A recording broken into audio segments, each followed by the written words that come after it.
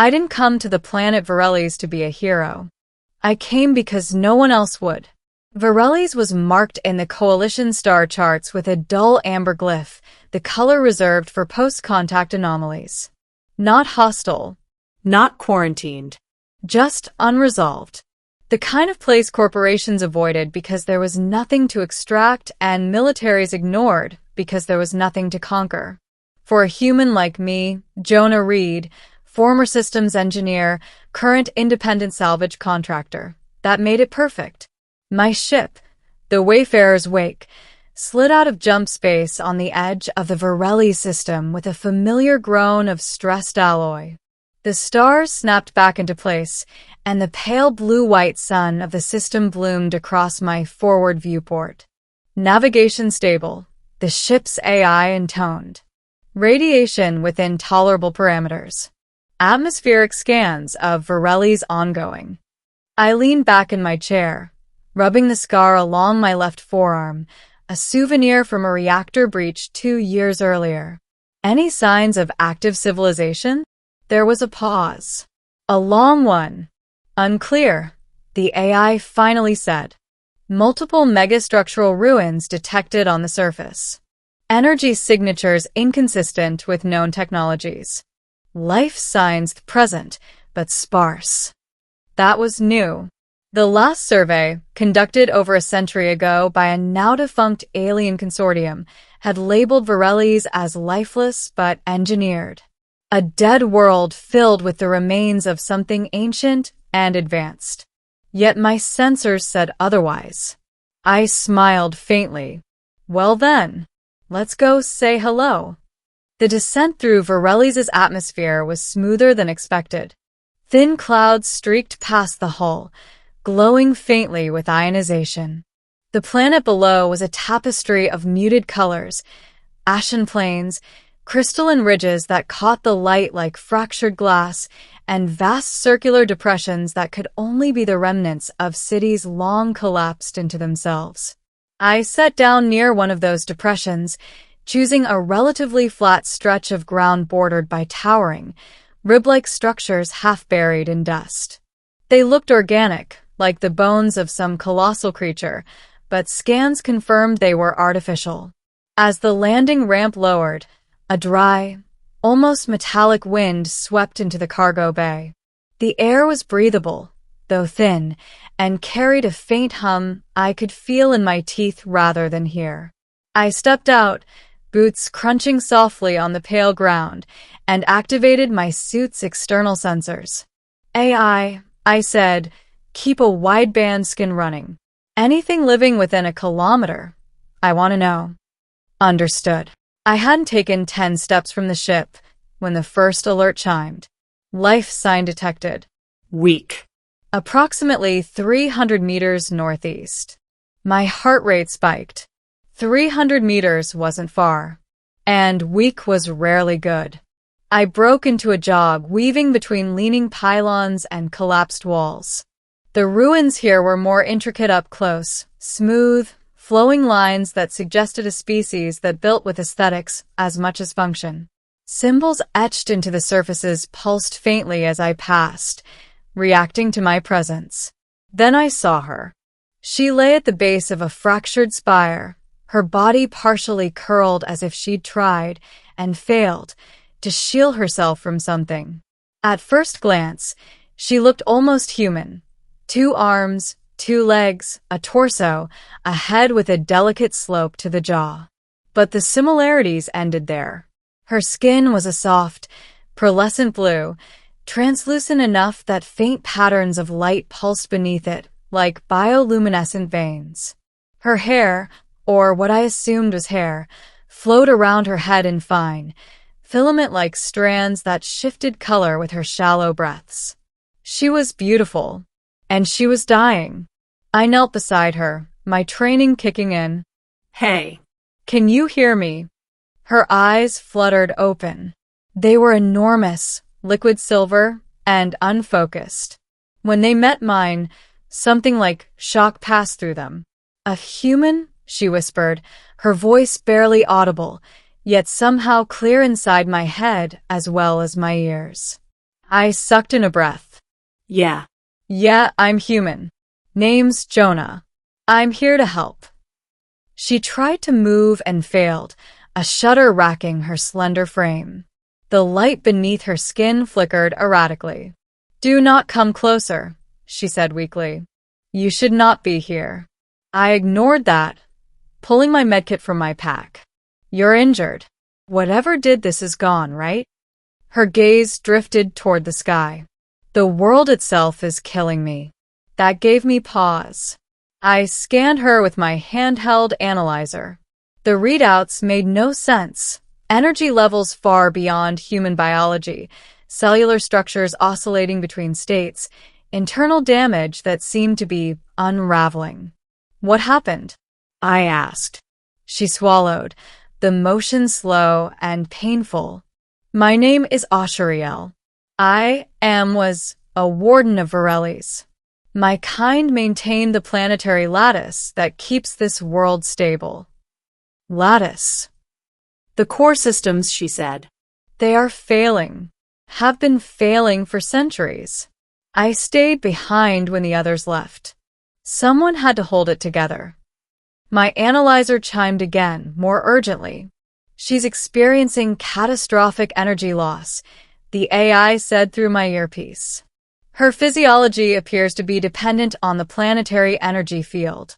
Field instability is causing systemic collapse. I grimaced. So the planet's dying, and it's taking you with it. Ashariel gave a faint, sad smile. Yes. I looked around at the ruins, at the dead world that wasn't quite dead yet. What if we stabilize the lattice? Buy you time? Her eyes searched my face, and for the first time, I saw something like hope and fear. You cannot, she said. You are human. Last I checked, that's not an automatic disqualification. She almost laughed, then winced. Our technology is not meant for your kind. The lattice responds to specific bioresonances. Without them, you would be rejected. Rejected how? She hesitated. Violently. I exhaled slowly. Well, let's call that Plan B. I lifted her carefully, surprised by how light she was, and carried her back toward my ship. AI, I said, prep the medbay, and start pulling everything you can on planetary energy lattices, alien or otherwise. Already doing so, the AI replied. Probability of successful intervention currently estimated at 12%. I snorted. I've worked with worse odds. The medbay lights dimmed automatically as I laid Ashariel on the biobed. Holographic displays sprang to life around her, mapping her internal state in shimmering layers of color. She watched it all with tired curiosity. Your vessel is small. Gets the job done, I said. Try to rest. I do not sleep, she replied. Not anymore. The AI's analysis grew more frantic by the second. Her energy signature is desynchronizing from the planetary field at an accelerating rate. Without intervention, estimated time until complete systemic failure, 6 hours. 6 hours. I ran a hand through my hair. What about creating an artificial field? Something to mimic the lattice. Possible in theory, the AI said. However, generating the required resonance would exceed the ship's standard output by a factor of, don't say it, 27. I closed my eyes briefly. What about tapping into the planet itself? Using the ship as a conduit? That would expose the vessel, and you, to uncontrolled energy feedback. I opened my eyes and looked at Ashariel. She was watching me, her expression unreadable. If you do this, she said softly, you will likely die.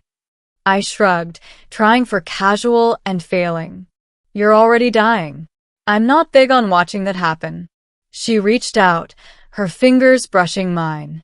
They were warm, thrumming faintly with energy. Why? The question caught me off guard. Why help me? She clarified. Your species has crossed 1,000 worlds and left many of them worse than it found them. I thought of Earth, scarred and crowded, of the corporations stripping asteroid belts bare, of my own reasons for leaving human space behind. Because, I said slowly, someone should try to do better. For a long moment, she just looked at me. Then she nodded. Very well. If you are determined, there may be a way. I leaned forward. I'm listening. The lattice is not merely a machine, she said. It is partially alive. It was designed to bond with a warden's essence. If you attempt to interface directly, it will reject you. But if I anchor you to it, the AI interrupted. Clarification requested. Anchor how? Ashariel's gaze never left mine. By sharing my resonance. Temporarily. What does that mean for you? I asked. She smiled, faint and luminous. It will hasten my end, but it may save the world. Silence filled the med bay. No, I said. There's got to be another way. There is not, she replied gently. Jonah Reed, I have guarded this planet for longer than your species has known fire. If my life can end in a way that gives it meaning again, I accept that. I clench my fists. I don't. She reached up and cupped my cheek. The contact sent a shiver through me, not unpleasant, but intense. You already do, she whispered.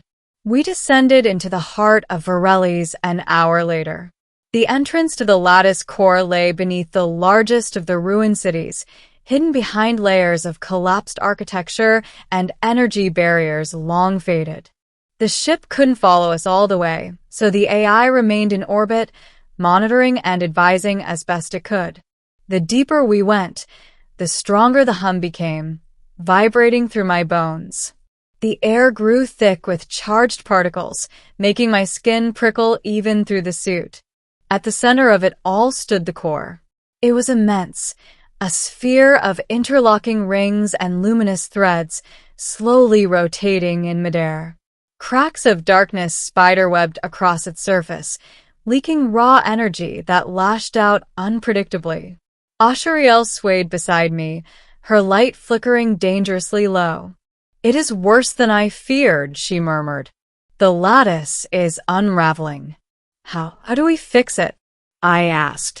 She gestured toward a platform extending from the surrounding structure. You must stand there. I will initiate the bond. And then you must hold, she said. No matter what you feel, no matter what you see. I swallowed. That's it. She gave a tired smile. That is everything. I stepped onto the platform. Energy arced around my boots, crawling up my legs like living fire. Every instinct screamed at me to run, but I forced myself to stay still. Ashariel floated forward, her body lifting from the ground as threads of light extended from her chest toward the core and toward me. Wait, I said suddenly. If this kills you, Jonah, she said softly, look at me. I did. Meeting you, she continued, was unexpected, but not unwelcome. Then the light surged. Pain exploded through me. It wasn't physical, not exactly. It was as if my mind had been flung open, flooded with sensations and memories that weren't mine. I saw Varellis as it once was, lush, vibrant, alive with cities of light and beings like Ashariel moving among them. I felt her loneliness when the others left, her determination as she took on the burden alone, her exhaustion as the centuries wore her down. And beneath it all, I felt the lattice, vast, alien, and afraid. It didn't want to die. I screamed, or thought I did, as the energy threatened to tear me apart. My human physiology strained under the load, cells screaming in protest. Hold on. Ashariel's voice echoed in my mind. Anchor yourself to me. I focused on her presence, on the warmth and light that had become familiar. Slowly, impossibly, the chaos began to align. the lattice responded. The cracks began to seal, light flowing back into the darkened veins. The violent surges softened into a steady pulse. But Ashariel, I felt her slipping away. No, I gasped. I've got it. You can let go. She smiled at me, her form already beginning to fade. You are wrong, Jonah Reed. About what? You are not merely human. Then she was gone. I collapsed onto the platform, sobbing, as the lattice stabilized around me. The energy didn't recede. It settled, flowing through me in a controlled, harmonious rhythm. Jonah, the AI's voice came through my earpiece, strained but excited. Planetary readings indicate stabilization across all sectors. The lattice is adapting to your biosignature. I laughed weakly through my tears. Of course it is. What is your status? The AI asked. I looked down at my hands. Faint lines of blue-white light traced beneath my skin, pulsing in time with the planet's heartbeat. I think, I said slowly, I just became part of the infrastructure. Days passed. Or maybe weeks. Time felt different when you were linked to an entire world. Virellis began to heal. The skies grew clear.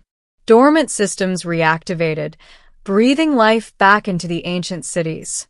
Life signs multiplied, plants unfurling from hidden vaults, creatures emerging from stasis.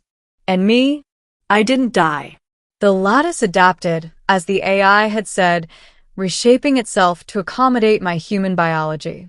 Where Ashariel had been a warden by design, I became one by accident. I felt her sometimes, like an echo in the light. Not a ghost, but a memory woven into the system she had given her life to save. I named a city after her. When the coalition eventually detected the resurgence of Virellis, they sent envoys, scientists, diplomats. I met them at the edge of the atmosphere, standing on the surface without a suit, the planet's energy humming through me. This world is protected, I told them, and it's not for sale. They didn't argue. Something in my eyes or in the sky above convinced them otherwise. I still think about the moment I found her, broken and dying beneath a ruined spire. She thought her story was ending. She was wrong. And so was I. Because sometimes saving someone doesn't mean pulling them back from the edge. Sometimes it means stepping forward with them and becoming something new in the process.